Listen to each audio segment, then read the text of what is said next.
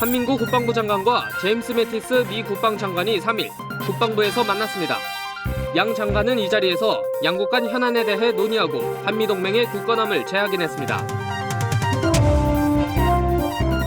군인 자녀들의 안정적인 학업을 뒷받침하기 위해 지난 2014년 개교한 한민고등학교가 364명의 첫 졸업생을 배출했습니다. 육군 3사단이 어둠을 틈타 침투하는 적을 경멸하기 위한 야간 공용화기 사격 훈련을 실시했습니다. 보병과 포병의 합동작전으로 적을 완전히 섬멸하는 현장을 취재했습니다. 시청자 여러분 그리고 장병 여러분 안녕하십니까? 국방뉴스를 전해드립니다. 한민구 국방부 장관과 제임스 매티스 미 국방장관이 한미 국방장관 회담을 가졌습니다. 이번 회담에서 양국 장관은 한미동맹의 굳건함을 재확인하고 포괄적 전략동맹으로 발전시켜 나가자는 데 의견을 모았습니다. 김지한 기자의 보도입니다. 한민구 국방부 장관과 제임스 매티스 미 국방장관이 3일 오전 서울 국방부에서 한미 국방장관 회담을 가졌습니다.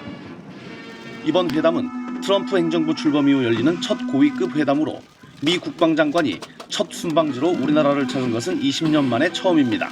This is my first overseas trip as Secretary of Defense, and I am here to underscore America's priority commitment to our bilateral alliance and to make clear the administration's full commitment to the United Nations mission in defense of your democracy. 한 장관은 회담 모두 발언을 통해 동맹은 한마음으로 함께할 때 강해지는 것이며 한미동맹은 어떤 역경에도 흔들리지 않을 것이라고 말했습니다. 우리 두 사람은 오늘 회담을 통해 변함없는 한미동맹의 굳건함을 재확인하는 동시에 양국 국방부 간의 끈끈한 협력 관계가 한미 포괄적 전략동맹 발전을 지속 선도해 나가는 계기를 만들어 나갈 것임을 확신합니다. 매티스 장관도 북한의 핵과 미사일 위협에 대한 미국의 강력한 확장 억제 공약을 재확인했습니다. We stand with our peace-loving Republic of Korea ally to maintain stability on the peninsula and in the region. America's commitments to defending our allies and to upholding our extended deterrence guarantees remain ironclad. 양국 장관은 이번 회담에서 양국 관계를 공동의 가치와 신뢰에 기반한 포괄적 전략동맹으로 더욱 심화 발전시켜 나가자는 데 의견을 모았습니다. 국방부는 이번 회담을 통해 한미동맹의 굳건함을 재확인함과 동시에 북한에는 강력한 도발 억제 메시지를 전달하고 국민들에겐 트럼프 행정부에서도 한미동맹이 변함없이 유지 강화될 것이란 신뢰를 주는 계기가 됐다고 평가했습니다. 국방뉴스 김지한입니다. 미국 트럼프 행정부 출범 이후 열린 양국 간 첫 공식 회담이었던 만큼 이번 회담은 북한의 핵과 미사일에 대한 대응 방안에 관심이 모아졌습니다. 이번 회담에서 한미 양국은 주한미군 사드 배치를 차질 없이 추진하고 어떤 핵무기 사용에 대해서도 압도적으로 대응하겠다고 경고했습니다. 손정민 중사입니다. 한민구 국방부 장관과 제임스 매티스 미 국방장관은 이번 회담에서 한미동맹을 굳건하게 유지하고 포괄적 전략동맹으로 발전시켜 나가기로 했습니다. 또 북한의 핵과 미사일 위협에 대응하는 강력한 연합방위 태세를 유지하는 것이 중요하다고 밝혔습니다. 매티스 장관은 미국의 강력한 확장 억제 공약도 재확인했습니다. 확장 억제란 미국의 동맹국에 대한 핵 우산과 미사일 방어 체계 등을 통해 미 본토와 같은 수준의 핵 억제력을 제공하는 것을 뜻합니다. 특히 양국은 사드의 연내 배치와 운용 계획을 계속 추진하기로 의견을 모았습니다. 양국 장관은 주한미군 사드 배치와 관련해 주한미군 사드 배치 결정이 북한의 현존하는 핵 미사일 위협으로부터 대한민국 국민과 한미동맹의 군사력을 보호하기 위해 자위적 차원에서 결정한 사항임을 재확인했습니다. 또한 사드 배치는 어떤 3국을 제어하는 것이 아니라 오로지 북한의 미사일을 방어하는 데 목적이 있다는 것을 분명히 했습니다. 국방부는 이번 한미 국방장관회담 성과를 토대로 앞으로 트럼프 행정부와 공조를 강화해 안보에 도움이 되도록 최선을 다하겠다고 밝혔습니다. 국방뉴스 손정민입니다. 지난 2일 우리나라를 방문한 제임스 매티스 미 국방장관이 1박 2일간의 일정을 마무리했습니다. 매티스 장관은 빠듯한 일정들을 소화하는 가운데 한미동맹의 중요성과 한반도 방위 공약에 대한 확고함을 인식시켜줬습니다. 심예슬 하사입니다. 매티스 장관의 방한 일정은 오산에 도착하면서부터 시작됐습니다. 오산에서 헬기로 서울로 이동하면서 평택 미군기지 상공을 20분 정도 체류하며 주한미군 주둔에 대한 한국의 기여를 빈센트 브룩스 주한미군 사령관으로부터 상세히 설명받았습니다. 이후 용산에 있는 한미연합사령부로 이동해 북한의 핵과 미사일 증강 동향, 한미연합방위 태세를 상세히 파악한 것으로 전해졌습니다. 이어 황교안 대통령 권한대행과 김관진 청와대 국가안보실장을 만나 북핵 위협을 거론하며 굳건한 한미 공조체제를 재확인했습니다. Inherits a very strong, trusted relationship between our two countries, and it's our commitment to make it even stronger, especially in the face of the provocations that you face from the north. 매티스 장관은 3일 한민구 국방부 장관과의 회담에서 모두 발언을 통해 다시 한번 굳건한 한미 동맹과 한반도 방어 의지를 피력했습니다. Due to North Korea's threatening rhetoric and destabilizing behavior, we are taking defensive steps like deploying the highly effective THAAD anti-missile unit to the Republic of Korea to protect its people and our troops that stand beside our ally. 또 미국이나 동맹국에 대한 공격은 반드시 격퇴될 것이며 어떤 핵무기의 사용에 대해서도 효과적이며 압도적으로 대응할 것이라고 북한에 강한 경고 메시지를 보냈습니다. 이날 회담이 끝난 후 매티스 장관은 한민구 국방부 장관과 함께 국립현충원을 찾아 헌화하며 서로 사성 장군 출신 국방장관으로서 깊은 동질감 확인과 인간적 신뢰관계를 구축했습니다. 한편 매티스 장관은 80년대 중대장으로 팀스피릿 훈련차 방한한 이후 26년 만에 한국을 다시 찾았습니다. 매티스 장관의 이번 방한은 점증하는 북미사일 위협에 대한 미국의 강력한 대응 의지와 철통 같은 대한 방위 공약을 과시함으로써 한반도 안보 상황을 안정적으로 유지하는 데 큰 도움이 될 것으로 보입니다. 국방뉴스 신예슬입니다. 2월 하면 졸업식이 생각나시죠? 군 자녀 교육 문제를 해결하기 위해 지난 2014년 개교한 한민고등학교가 3일 첫 졸업생을 배출했습니다. 아쉬움과 설레임이 교차하는 졸업식 현장에 손시은 기자가 다녀왔습니다.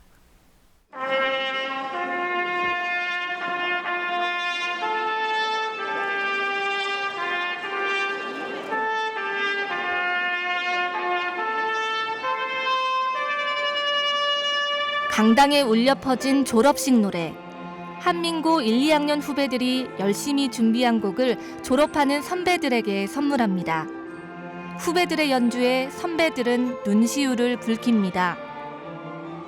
졸업생의 70%가 군자녀 학생. 부모의 잦은 전근으로 1, 2년에 한 번꼴 전학 생활을 해야 했던 학생들은 한민고에 정착해 자랑스럽게 자랐습니다.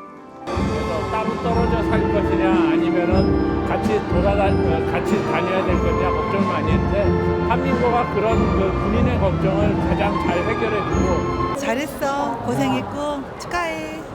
지난 2014년 개교한 한민고등학교는 이날 졸업식에서 364명의 첫 졸업생을 배출했습니다. 김태영 초대이사장은 정이 가득 든 제자들을 떠나보내며 희망찬 시작을 응원합니다. 이제 여러분들은 이 학교에서의 3년 과정을 마치고 여러분들의 이제 새로운 인생을 펼쳐나갑니다. 열심히 노력해서 여러분들의 인생을 멋지게 펼쳐나갈 수 있으라고 믿습니다. 졸업생 대표는 3년 동안 헌신적으로 가르쳐준 선생님들께 감사의 마음을 전했습니다. 다른 곳이었다면 배울 수 없었을 가치들을 배웠고 경험했고 느꼈습니다. 저희를 보듬어 주시는 선생님들의 따뜻함이 있어 이겨낼 수 있었습니다. 이제는 마지막 부르게 될 교과를 부르며 정든 울타리를 떠나는 졸업생들. 천 역사를 써가며 대한민국의 미래를 짊어진 주춧돌로 우뚝 서길 기대합니다. 국방뉴스 손시은입니다. 첫 졸업생을 배출한 한민고등학교는 나라를 사랑하고 함께 나누며 미래를 준비하는 한민인이라는 교훈을 바탕으로 인재들을 육성해왔습니다.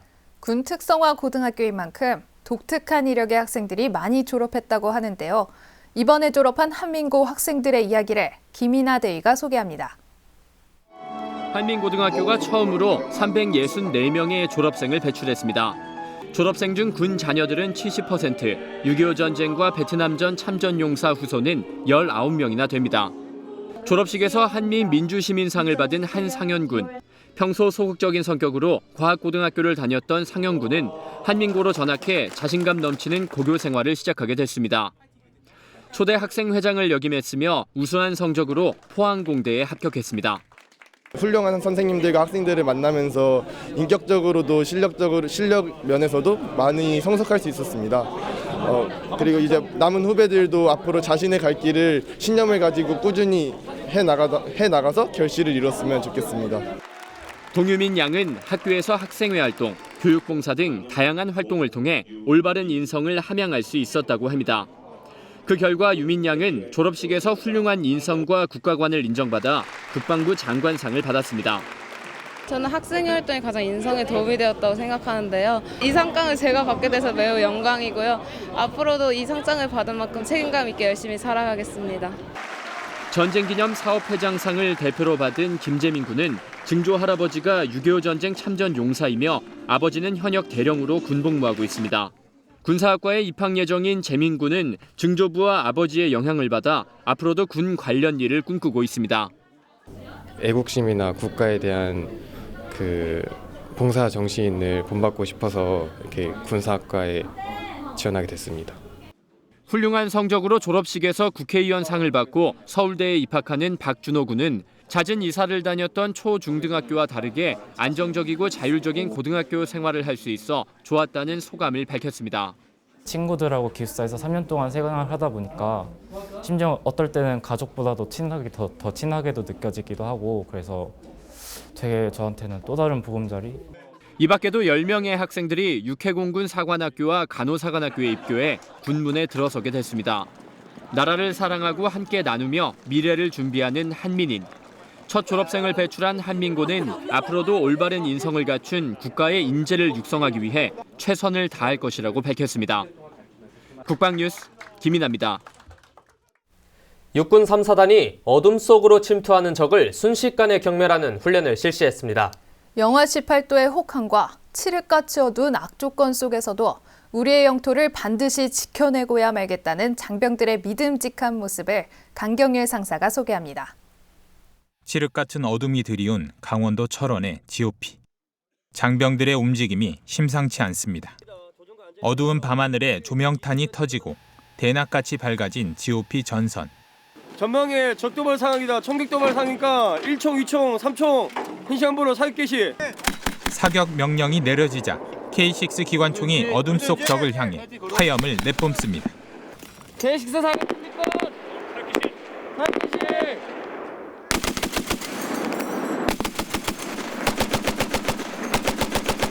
육군 3사단이 지난달 31일 영하 18도 혹한의 야간 상황에서 실시한 전투사격 훈련 현장. 보병과 포병부대가 함께 실시한 이번 훈련은 포병의 조명 지원 아래 보병의 야간 공용화기 사격 능력을 향상시키는 데 중점을 뒀습니다. 훈련은 적이 침투해 총격 도발이 일어난 상황을 가정해 진행됐으며 K6 기관총과 K4 고속유탄 기관총 사수들은 화력을 집중해 순식간에 적을 경멸했습니다. 포병과 박격포 조명 지원 아래 실전적인 전투사격 훈련을 실시함으로써 침투한 적을 반드시 경멸할 수 있다는 자신감을 확인할 수 있었습니다. 부대는 언제 어디서 적이 도발해 오더라도 반드시 경멸할 수 있는 강력한 전투태세를 확립하겠다고 밝혔습니다. 국방뉴스 강경일입니다. 육군 36사단이 예비군 훈련 급식업체를 선정하기 위한 음식 품평회를 열었습니다. 강원도 지역 5개 업체 중 2개 업체가 최종 심사에 올랐는데요. 이번에 선정된 업체는 앞으로 예비군들의 먹거리를 지원하게 됩니다. 윤현수 기자가 취재했습니다. 육군 36사단 예비군 훈련장 식당. 음식 품평회 심사위원들이 밥과 국, 반찬을 식판에 적당히 담아냅니다. 준비된 메뉴는 밥 1공기와 국 1그릇, 반찬 7가지. 정성스레 만들어진 돈가스와 닭강정, 계란말이 등이 입맛을 돋웁니다. 최종 심사에는 5개 업체 중 2개 업체가 올라 맛으로 승부를 펼쳤습니다. 예비군 나이대의 젊은 층이 선호하는 음식으로 궁합을 맞춰 정성스레 차려낸 음식입니다. 맛은 우리가 일상적으로 뭐 식당에서 먹는 그런 맛이 나기 때문에 크게 이제 불만한 상은 없고, 단지 메뉴 부분에 있어서 이제 좀 덜 자극적이지 않고 좀 보편적인 맛을 내게 했으면 좋겠다는 생각이 듭니다. 평가관은 훈련부대 지휘관과 예비군 지휘관, 조리사 등 20명, 경쟁업체 음식을 번갈아가며 맛보고 비교해보며 꼼꼼히 파악합니다. 점수는 20점 만점으로 음식 메뉴 구성과 맛, 보온 상태, 취식 편의 등 4가지 항목으로 나뉘어 매겨졌습니다. 특히 전역을 앞둔 병사 5명도 평가에 함께해 의미를 더했습니다. 몇 달 뒤면 자신들도 먹게 될 음식이기에 더욱 신경 써 맛을 음미합니다. 저도 이제 내년 되면 예비군에 오게 될 텐데 예비군에 와서 맛있는 음식 먹고 열심히 훈련하겠습니다. 품평의 결과는 이번 달 7일에 발표될 예정. 선정된 업체는 3월 6일부터 육군 36사단 원주와 횡성 예비군 훈련장 급식을 제공할 예정입니다. 국방뉴스 윤여수입니다.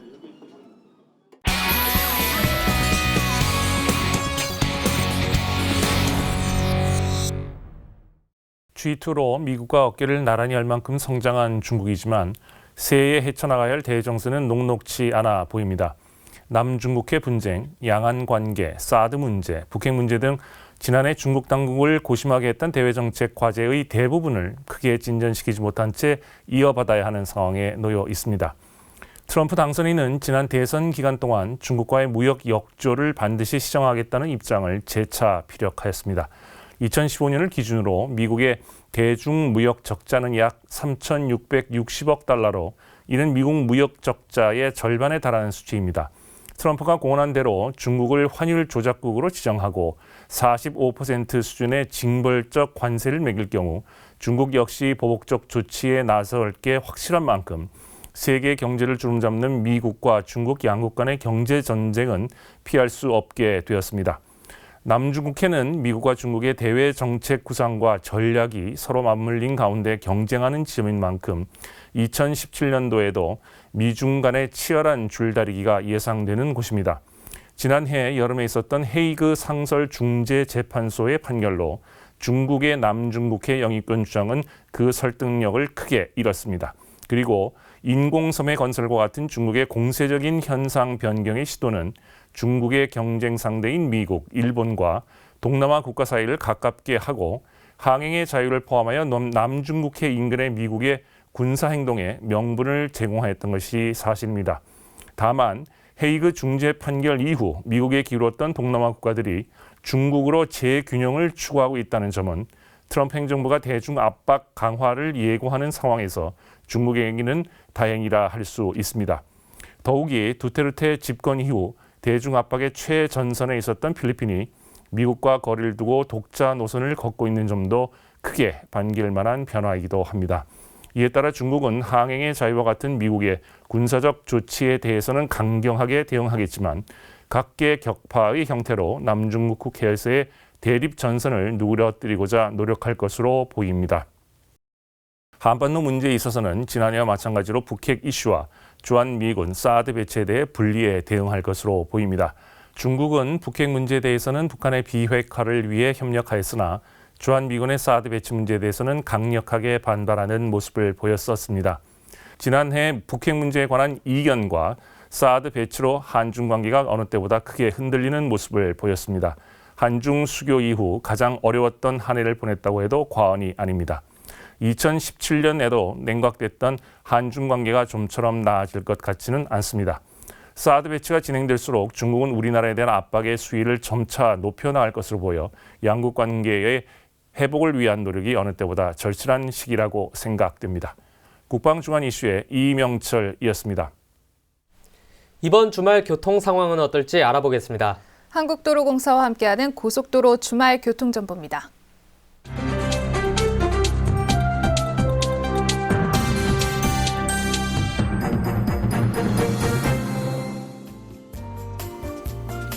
봄을 깨우는 절기죠. 입춘을 맞이하는 2월의 첫 번째 주말인데요.